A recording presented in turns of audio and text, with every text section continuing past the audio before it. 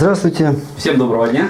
Вот как бы мы решили наконец-то приступить именно к самой азбуке плетения. Надеемся, что пруд у вас уже есть, хоть какой-то. Если для пробы, можно какой-то любой простой неокоренный взять. Даже с той же, как мой личный опыт, с обычной городской плакучей ивы. По вечерам нарезал там 10-20 прутиков и что-то пытаться с них пробовать. То есть в первую очередь вам, конечно, нужен пруд. Ну и само собой инструменты, как бы необходимые для этого. Бокорезы, кусачки, шило, ну и секатор обязательно. Ну, в принципе, какой есть у вас, любой подойдет секатор. Ну, можно выбрать хороший какой-нибудь, как у нас, скажем, тот же самурай. Ну, скажем вам по своему опыту, мы 18 лет использовали обычные садовые секаторы, ничего страшного. Ну, возможно, нож. Вот мы пользуемся сапожным ножом. Удобно они, прочные, острые, долго не тупятся. Ну, это как бы все детали. И что еще? Вот как бы мы приготовили такой шаблон для тренировок. Тренажер такой. Это, в принципе, такая классика жанра. На любой деревяшке или фанерке, досточке просверливаются отверстия. Ну, как бы вот мы просверлили их по окружности. И здесь можно использовать, как тренироваться, как бы вот замкнутое плетение, вставить по кругу стойки. Можно использовать, вот ставим стойки в каком-то секторе и плести как бы вот в незамкнутом плетении. Как бы вот такие, как бы для начала что. Ну, вот у нас приготовили мы стоечки, вставим по периметру стойки.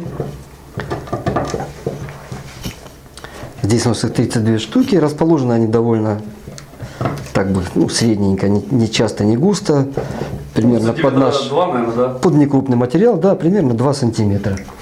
Вот. Ну вот мы сейчас ставим их по кругу, а потом что-то начнем уже заниматься как-то плетением. Да? Да, мы хотим начать как бы напрашивается вопрос как бы с простого плетения, потому что оно так и есть, вот простое оно и есть простое. То есть одним прутиком через одну стойку, сзади, спереди. Но мы так решили, подойдем к этому немножко позже, когда будем рассматривать как бы более сложные способы плетения. Ну, как бы они не более сложные, но послойку, да. Послойное плетение, порядовое и так далее. Ну, как бы там это будет, может быть, к месту. А пока начнем с веревочек. С эмилитарных веревочек, в 2 прута, в 3 прута. Посмотрим, как делать замены прутьев, как делать переходы, ну и тому подобное. В общем, решили мы начать пока с веревочек. Начнем мы с веревочки в 2 прута.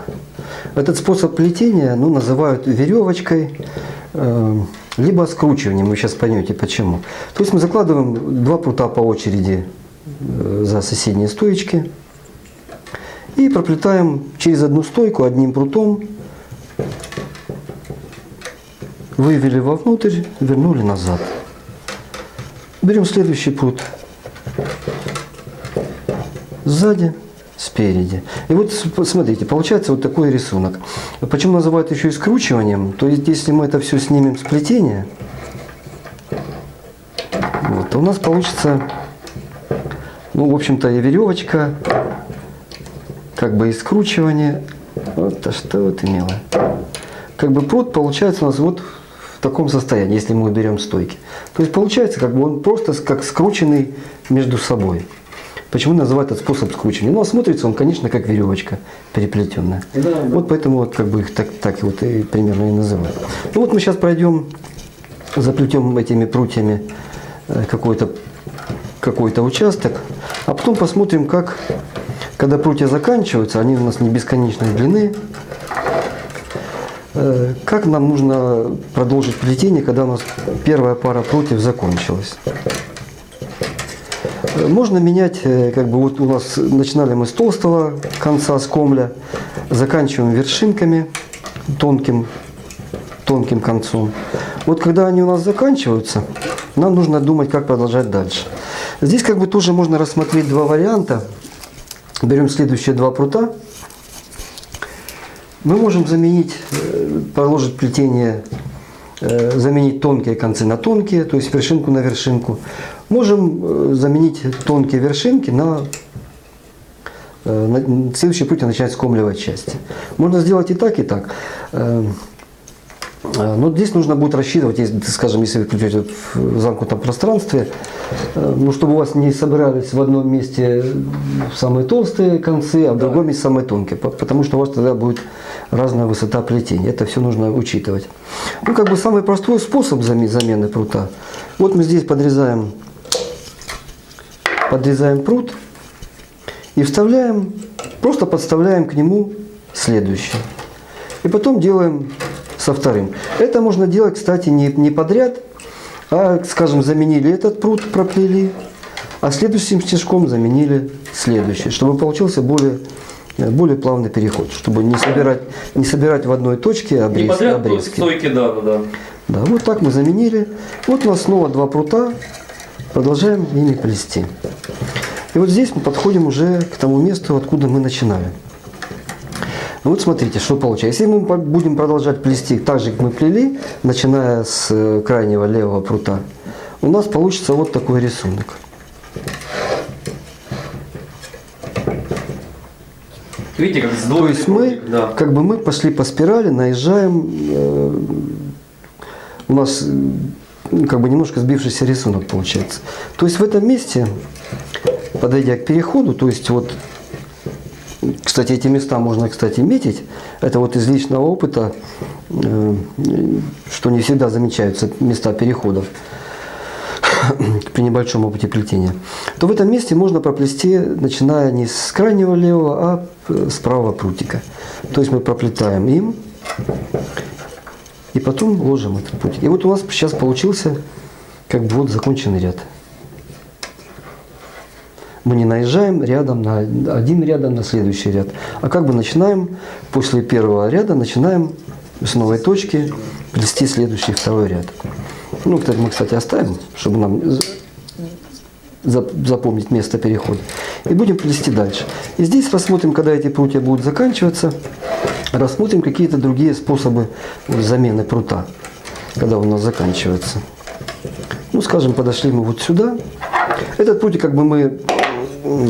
Как здесь можно еще поступить? Там у нас получались оба обрезка внутри. Мы здесь можем вывести наружу конец прута, который мы будем заменять, и оставить его снаружи.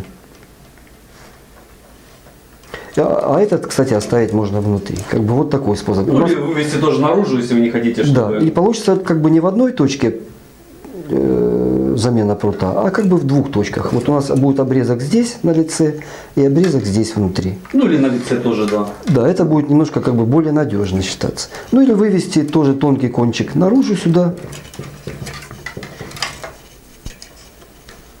И у нас внутри не будет вообще обрезков. То есть если вам нужно сделать вещь, чтобы внутри было у вас идеально все, никаких срезов, никаких... чтобы там ничего не царапалось, не цеплялось, то можно использовать вот такой способ. Потом уже в готовом изделии эти вещи мы потом вот аккуратно подрезаем так, чтобы они тоже не выходили за плетение. Вот. Обрезки у нас лежат на стойках. Получается соединение довольно надежное. И внутри нет никаких обрезков у нас. Смотрится, впрочем, в общем-то, довольно аккуратно. В принципе, есть еще способы, как бы это все можно примерно, ну не знаю, может быть это сложновато, но как бы прятать вот этот обрезок под стоечку, под плетение. Вот как здесь подводим вот сюда под прутик и выводим наружу. И здесь то же самое подводим вот сюда прутик. И потом выводим наружу. И уже потом здесь, в этих местах, обрезаем аккуратно, и аккуратно следующим обрезаем. прутиком накрываем. Да, и этим прутиком, кстати, можно прикрыть вот так вот этот срез. И он получится у нас спрятанный в плетении. Вот продолжаем, доплетем до перехода. снова до места перехода. И там можно как заправить его в плетение прутик, так и просто сделать переход и оставить его. Да, оставить обрезки внутри. Вот мы подошли опять к точке перехода. Вот видите, у нас здесь мы начинали. Ну, петля начинается сверху и заканчивается сверху. И здесь делаем переход, эти прутики заведем вовнутрь и получаем вот, 2 законченных ряда плетения. Здесь обрезаем и уже начисто будем подрезать в готовом изделии. Вот. А теперь посмотрим как бы более ну, несложную веревочку. Но теперь рассмотрим веревочку из 3 прутьев. Она дает немножко другой рисунок. Кстати, здесь мы посмотрим еще, что происходит, если начать плести как бы в другую сторону. Да, можно, сейчас мы в этом месте и посмотрим. Прямо, да. Вот прямо в этом месте мы как бы с той же точки перехода. Где начинали, да? Да, только начнем плести в другую сторону. То мы плели слева направо, теперь справа налево. Это может быть неудобно в начале, как бы руки непривычно, но я советую вам освоить плетение как бы в обе стороны, потому что ну, оно вам, в общем-то, пригодится. И вот смотрите, получается какой рисунок. Вот последний ряд формирует уже вот такой небольшой узор, такую цепочку или елочку. Это вы можете использовать для украшения ваших изделий. Да. Такие веревочки, вот, кстати, веревочки в 2 прута, веревочки в 3 прута, они тоже дают вот такой похожий рисунок, вот такие елочки. Или ну и плюс еще плетение в разные стороны укрепляет сами стойки. И что важно, во-первых, укрепляет изделие, а во-вторых, если это у вас изделие не круглой формы, а прямоугольное или квадратное, то вот при плетении в одну сторону у вас создается определенное напряжение в пруте, потому что мы как бы все время их закручиваем в одну сторону. И готовое изделие при высыхании может немножко повести, будь то на плетеном донышке или на фанерном или ДВП. Поэтому вот в прямоугольных квадратных вещах плетение в обратную сторону как бы является обязательным элементом, чтобы снять напряжение, раскрутить как бы изделие. А теперь давайте посмотрим на то же самое, только мы будем плести теперь не полностью в замкнутом пространстве, а какой-то участок, сектор, как бы это может быть условно как бы прямой участок, ну как бы у нас мы можем на тренажере там использовать, просто выбирать сектор какой-то и оплетать его, как будто это у нас не замкнутое пространство. Ну, начнем мы, скажем, вот с этой стоечки, заложим прутик, чтобы тонкий кончик у нас закрепился вот как бы здесь, а второй, ну, скажем, вот сюда мы спрячем.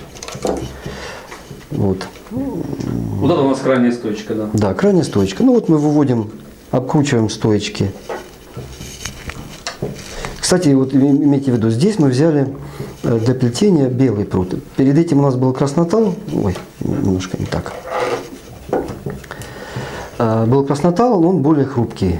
Обкрутить такие стойки, это ну, процентов 80, что он сломает, подломится. Если не сломается, просто подломится. Белый прут, как бы он по своим свойствам, как бы позволяет вот даже такие тоненькие стоечки обкручивать без подламывания прута. Вот. И здесь тоже плетем. Да что такое опять не так? Да, помедленнее. Вот. И плетем тут точно так же, прутик за прутиком, левым прутиком. Вперед-назад, вперед-назад, вперед-назад. И вот в этой части мы снова как бы вот возвращаемся, обкручиваем стоечку и возвращаемся в обратную сторону. Здесь у нас уже, поскольку мы знаем, что в обратную сторону другой рисунок получается, здесь у нас получится уже рисунок сразу цепочки. Цепочки, да. Вот, кстати, здесь, вот видите, если мы так сделаем, у нас получится один ряд как бы не переплетенных. То есть мы меняем эти стойки местами. Так, покажись. Да, вот так. Чтобы у нас как бы получилось, ну, как бы переплетение. И продолжаем также плести. Уже в обратную сторону. И получаем, вот как мы уже смотрели там, рисунок цепочки, вот на последнем ряде. Здесь тоже делаем замены, либо простые, либо вот посложнее, скажем. Один прутик оставим внутри, один снаружи. Следующий заводим. Один прутик внутри. Меняем здесь толстый на толстый. Один снаружи. Здесь толстый на толстый меняем. Вот. Подошли мы к началу. Так, и здесь мы начинали, да? И здесь тоже мы вот этим прутиком обкручиваем стойку. Наоборот, ага. Да. Сначала заводим, ага. Откручиваем стоечку. Этим прутиком откручиваем стоечку. Выводим сюда. И продолжаем плетение снова. И у нас все время получается цепочка. И у нас получается рисунок постоянный, вот такие вот цепочки. Один ряд цепочки, второй ряд цепочки. И так будет все время. Вот и здесь то же самое продолжаем. Не спеши, не спеши. Ой, Не да. видно. Этим прутиком. Потихоньку. И продолжаем плетение. И так получается заплетаем сектор. Да, и здесь при таком плетении вам нужно единственное смотреть, чтобы у вас замены прутьев не были каждый раз в одном и том же месте. То есть их нужно растягивать вот по периметру. Одни замены сделать в этой части, другие в этой части, третьи посередине. То есть это все как бы контролировать, чтобы не собирались все переходы в одном месте. Это, кстати, можно регулировать длиной прута, ну или вообще подбирать эти места. Ну как бы вот такое, как бы вот такие вот азы плетения веревочкой в 2 прута. Да. А дальше мы рассмотрим другие веревочки. Будем рассматривать, В 3 да. прута, 4. в 4 прута, в 3 прута разные варианты можно плести. И в 4 там и более, может быть, не все мы их будем там углубляться, может, 10 из 10 из 10 прутьев не будем плести. А вот из 3 посмотрим, из 4 посмотрим. Так что подписывайтесь на наш канал.